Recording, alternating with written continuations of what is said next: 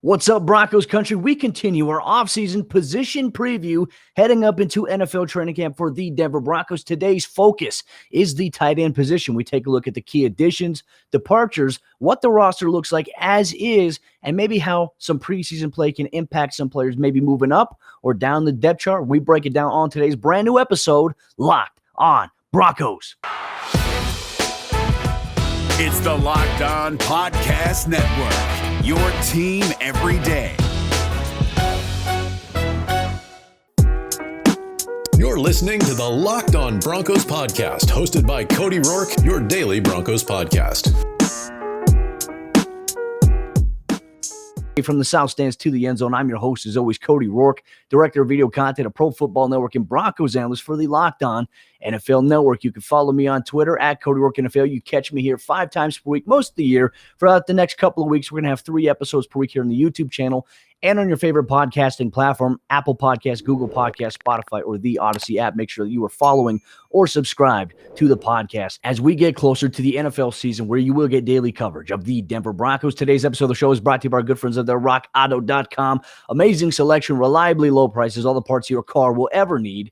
RockAuto.com. I'll tell you about them a little bit more in depth later on as we get through the show. But ladies and gentlemen, let's focus on the Broncos tight end room here leading up to training camp. Now, this time of the offseason is one of the deadest times of the year. So the Broncos roster, as it stands, sits at 90. So there's going to be a lot of players that are going to be cut by the time the NFL regular season rolls around, as the roster will eventually be cut from 90 to 53, gradually go from 90 to 85, 85 to 80, and then from 80 to 53 after that third and final preseason game that the Broncos will have, where they'll host the Los Angeles Rams in Power Field a Mile High in the middle part of August. But Broncos country, let's take a look at the tight end position in general. Now, this is a position where the Broncos, they've really tried to figure out a long-term answer there. Yes, Noah Fant, they drafted him in round 1 of the 2019 NFL draft, and he's hoping for a big-time season here, entering his 3rd year in the National Football League. And behind him, you have Albert Okwuegbunam, obviously a draft selection out of the University of Missouri, former teammate to Drew Lock, and a lot of upside with those 2 players right there. But really behind, I would say, Albert Okwuegbunam and Noah Fant, there's a lot of question marks as to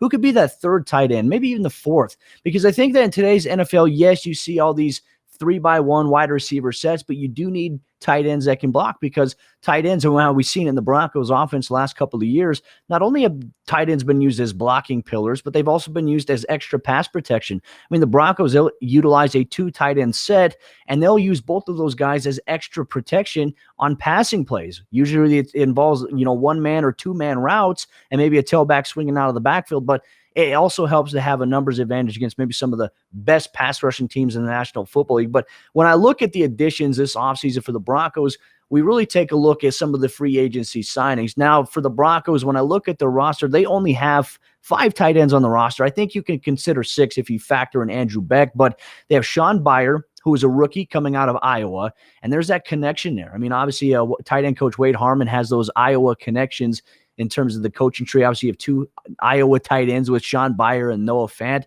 Beyer is an athletic 6'5" playmaker. He's made some impressive plays at his time in Iowa. Really trying to figure out if he's going to be maybe one of those guys that's going to slide in, maybe be that 3rd tight end behind Fant and Okwuegbunam. There's a lot of questions, though, but obviously his size, 6'5", 240 pounds, that's really great. Austin Fort, obviously a stable name, entering his 3rd season in the NFL out of Wyoming. He's on the roster, still coming back from injury. One of the offseason additions in free agency was Eric Saubert out of the Jacksonville Jaguars, formerly there. He's a 4th-year player, 6'5", 250 pounds, 27 years of age, and he's got some experience there, mainly as that blocking guy. And then I'm going to throw in Andrew Beck. The Broncos tight end unit right now, they got about 5 or 6 guys.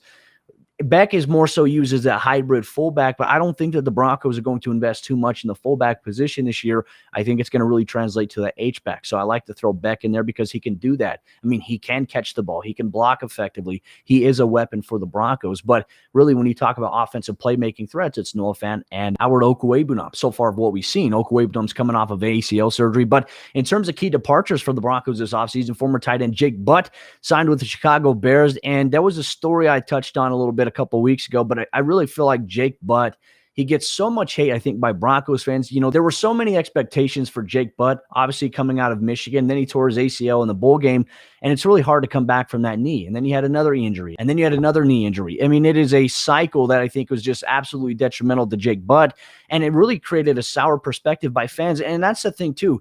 I have never understood why fans of a football team get mad at a player who gets hurt. Yes, I understand it's frustrating when a player can't stay healthy, but you think that's the player's fault?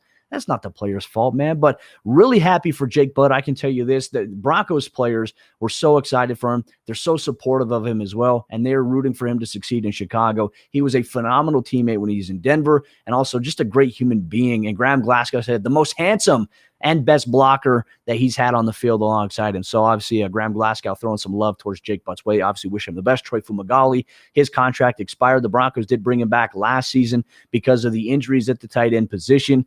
And then obviously the key departure this offseason with Nick Vannett going to the New Orleans Saints. A really surprise cut by the Broncos, to be honest with you, after they had just signed him last year. I felt like Vannett did a really good job, but just a new philosophy. The Broncos going in a different direction. That's okay. You know, I think at this point, all of us, media, fans involved, I think have to really trust what George Paton is doing. So right now, the Broncos coming into training camp with 6 tight ends. Those are the key additions and losses here. But coming up here in just a moment, Broncos country, we're going to highlight each player from the unique perspective, maybe how they can contribute to the Broncos offense in 2021. Coming up here in just a moment. But before we do that, I have to tell you about the sponsor of today's episode of the show. That's our good friends over there, betonline.ag. And BetOnline is the fastest and easiest way to bet on all your sports action. And baseball season is in full swing, and you can track all the action at BetOnline. You get all the latest news, odds, and info for all your sporting needs, including MLB, NBA, NHL, and all of your UFC and MMA action. So before the next pitch, head over to BetOnline on your laptop or mobile device and check out all the great sporting news, sign-up bonuses, and contest information. Don't sit on the sidelines anymore, as this is your chance to get into the game as teams prep for their runs to the playoffs. Head to the website right now or use your mobile device to sign up today. And when you do, you can receive your 50% welcome bonus on your first deposit when you use promo code LOCKEDON. BetOnline, your online sportsbook experts. Now we're going to take a look at the Broncos roster player by player, and we're going to highlight maybe their fit in the Broncos offense here in 2021. Now, I think when we look at Pat Shurmur's offense, now there's often at times where he'll utilize a 2 tight end set. There'll be 12 personnel. Sometimes he'll go 13 personnel where there's 3 tight ends on the field. And it's really unique to be able to see how he can do that. And I think that if the Broncos and Pat Shurmur can really carve out a design role for maybe one of these other third-tier tight ends, not saying that they're third tier in terms of placement, but also a third depth chart contributing piece that is effective. I think you have to have 3 effective tight ends on your roster. Now, primarily, I think the Broncos, they'll carry 4 on the active roster going into 2021, but you have to have at least 3 that can contribute on the field at the same time. Now, I think the difference is you look at Noah Fant. What is an area of Noah Fant's game that many people feel he can improve on? I think it's really in the blocking department. And there were times where he had some one-on-one blocks. I actually thought he did better in 2020 than he was in 2019 in the blocking department. But it's always an area you can absolutely continue to work on, improve, and get better. And a lot of it, too, I think for Noah, I mean, he's so sizable with his size and his ability at 6'4". He's strong. He's got a strong internal grip. It's all about leverage, right? So if you're going against a speed rusher, you have to understand how to attack that leverage. That's why tight ends in training camp, you're going to see them work with the offensive line. You're going to see them work with Mike Munchak and Chris Cooper at times when they split off into some group work and Skelly period.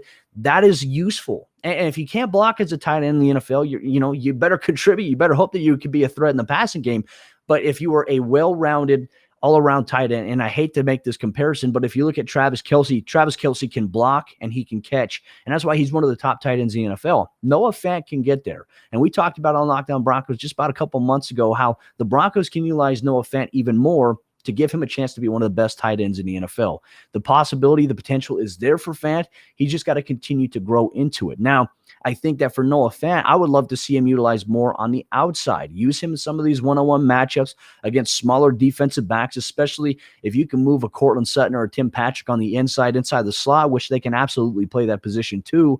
Everybody always thinks the slot player just has to be the speedy guy. You use size. DK Metcalf of the Seahawks uses that as well. And so really finding a way to utilize your tight ends on the outside, I think, is going to be key for Pat Shurmur this upcoming season for the Broncos offense. And specifically, I think for whoever the quarterback is going to be, whether it's Drew Lock or Teddy Bridgewater, that's going to be something you have to absolutely use. And if you have a tight end with Noah Fant's size and his ability to make plays happen, yards after the catch, you have to find a way to isolate him because his big body, he can box out like a basketball player. If you run a hitch route or a curl route, he can box out, use his length and his size. If the ball is well thrown to the inside, he can catch it, turn, spin outside, and try to get a little bit more extra yardage. I would love to see Noah Fant used in more of those opportunities. We talk about the vertical threat.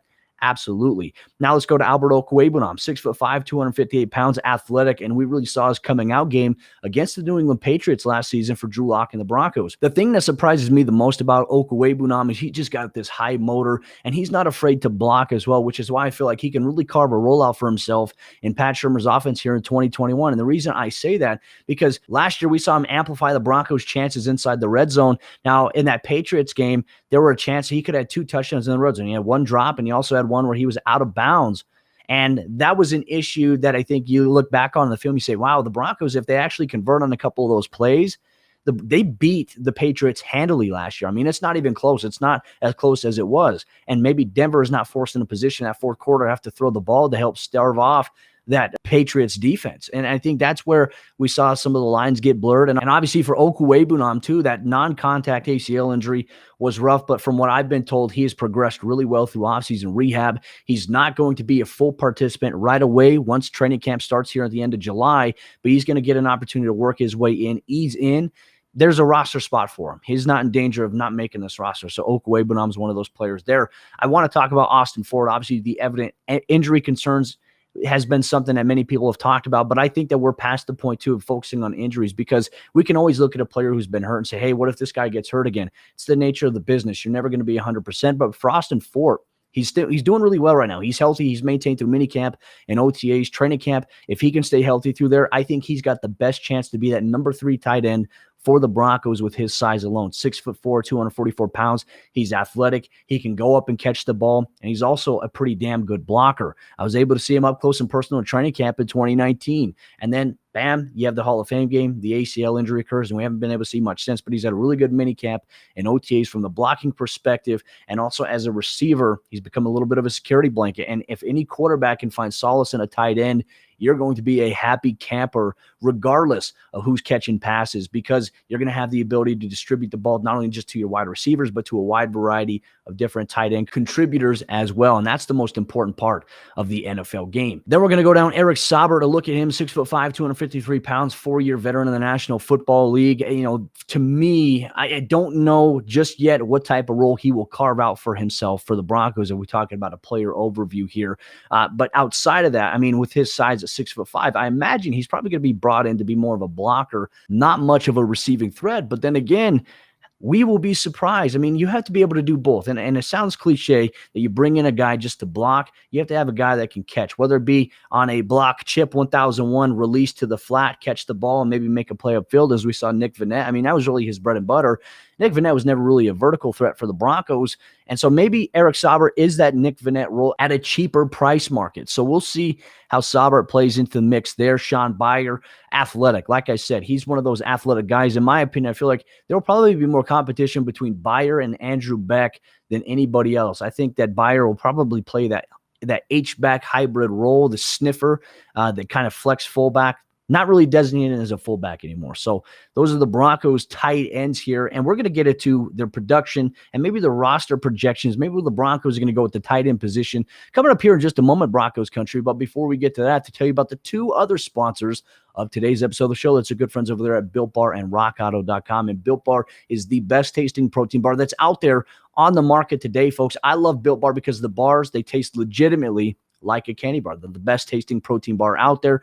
Bars are covered in 100% chocolate. They're soft and easy to chew. And the other thing I like about Built Bar is that they're healthy for you folks. 17 grams of protein, 130 calories, and only 4 grams of sugar. They have 9 amazing, delicious flavors. There's a flavor for everybody. Peanut butter brownie is my go-to. I want you to get your hands on a box of Built Bar today by going to BuiltBar.com using promo code LOCK15. And when you do, you're going to get 15% off your next order. Once again, promo code LOCK15 is going to get you 15% off your next order at BuiltBar.com. and our good friends over there, rockauto.com. Rockauto.com is a family-owned business that's been serving auto parts customers online for over 20 years. Go to rockauto.com right now to shop for auto and body parts from hundreds of manufacturers. They have everything from engine control modules, brake parts, tail lamps, motor oil, and even new carpet.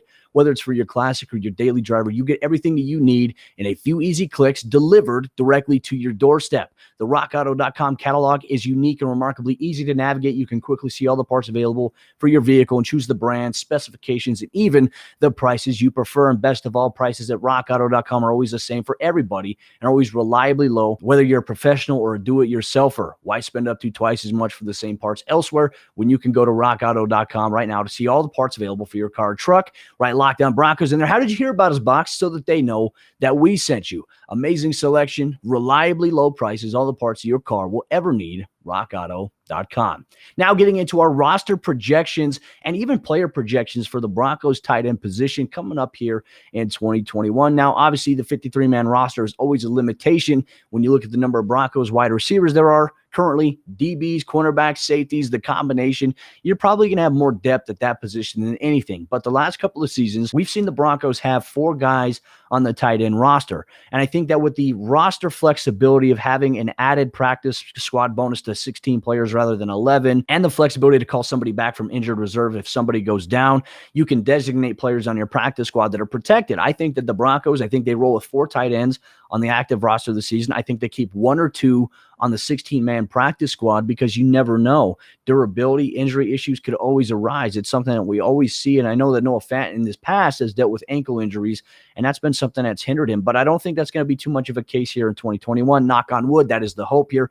But let's get into our production and roster projection, starting things off with Noah Fant.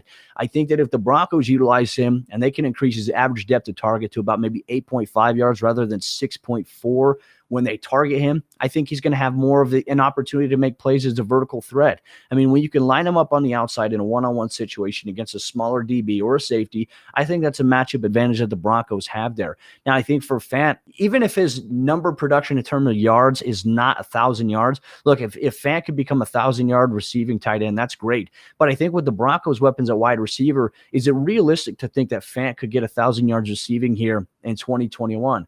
In my opinion, probably not, unless the Broncos offense exploded like the 2013 Broncos offense led by Peyton Manning. So I think for Noah Fant, I'm going to temper expectations in terms of overall number of yards. I think he's going to have around 800 yards receiving, but I think the key for me, how many touchdowns does he have this year? I think he's going to increase that from, I think he had 3 last year. I'm going to increase that to 8 overall touchdowns for Fant here in 2021. I think he's going to be a big-time threat for the Broncos this year. They can utilize him in different packages, outside, inside, and also in the red zone. You have to go to him a lot more. So for me, Noah Fant, 8 touchdowns on the year is my roster projection in terms of production for him. I'm eager to hear what yours is. Austin Fort. Now, in terms of that, we have to talk about which players make the roster. I think that Austin Fort, I'm going to say it here, I believe he's going to be the number 3 tight end for Denver this upcoming season. So he's going to play a role. How big of a role is he going to play? I think it's going to be the point where he's going to be a utilized offensive weapon like Noah Fant in terms of the receiving game. However, I think he will be used heavily in blocking situations. He'll be monumental in helping getting the run game going, especially on running plays to the outside, whether it be outside zone, counter, toss. He's going to be critical in that. So I think that we can maybe project a yardage statistic for him. I don't know, maybe 370, 400 yards total for him. Maybe he'll have 1 touchdown on the year, especially in the red zone. You never know, but he's going to be my number 3 tight end. I think he's going to make the roster. Obviously, the number 2 tight end is going to be Albert Okwuegbunam. I think he's going to have a big-time role for the Broncos. I'm going to get him because he's going to be a red zone threat for Denver. I think he's going to have 4 touchdowns on the season and a contributing role as the number 2 tight end. But those are going to be the 3 main tight ends on the roster. Now, the 4th, I think, is really going to be up in the air between Shaun Beyer. I think that you can also add Eric Saubert to the mix and Andrew Beck. There's going to be competition at training camp. I'm going to keep my eye on who the most productive is of those 3. But if I had to project maybe a 4th one, I think with his familiarity where he's at, I'm going with Andrew Beck. He's been one of those reliable players for the Broncos, offset as that fullback, H-back, and also as a receiving threat. And I'll never forget when he really had a big-time game against the Houston Texans in 2019 and Drew Lock's breakout game against that Texans defense and against Deshaun Watson, DeAndre Hopkins. And I think that you have to be able to utilize your guys a lot more. He has the ability to be in the backfield as a back, fake a block 1-1001, leak, especially if you have a blitzing linebacker, get behind the defense, find a soft spot to sit, catch, and do damage after the catch. I think that's where his value is. And so for me, the overall roster projection for the Denver Broncos tight ends here in 2021, it's going to be Noah Fant, Albert Okwuegbunam, Austin Fort, and Andrew Beck. And I believe that you could see Eric Saubert or maybe Shaun Beyer become a practice squad player for the organization. I think it would more than likely be Beyer at this point in time. And that's going to be how I project the roster breakdown specifically at the tight end position. And Broncos country, I'm eager for your thoughts as to who you think the Broncos tight ends will be. Let's operate under the assumption that there's going to be 4 total players on the active roster in 2021. Who are your 4 tight ends? Obviously, excluding Noah Fant and Albert Okwuegbunam. It's a little bit wide open. Let me know in the comment section down below on YouTube or tweet me on Twitter at Cody Roark NFL. But Broncos country, that will conclude for today's episode of the show. Ladies and gentlemen, just a reminder, we only have 3 episodes this week. We're only going to have 3 episodes next week as I'm on vacation. We're taking a look tomorrow at the Broncos offensive guard position. And then on Wednesday, we're going to take a look at the tackle position for the team in terms of overall additions, subtractions, impact, and projections on production in 2021. With that said, I'm Cody Roark, host of Lockdown Broncos. We'll see you tomorrow for a brand new episode of the show. Make sure you hit the subscribe button here on the YouTube channel.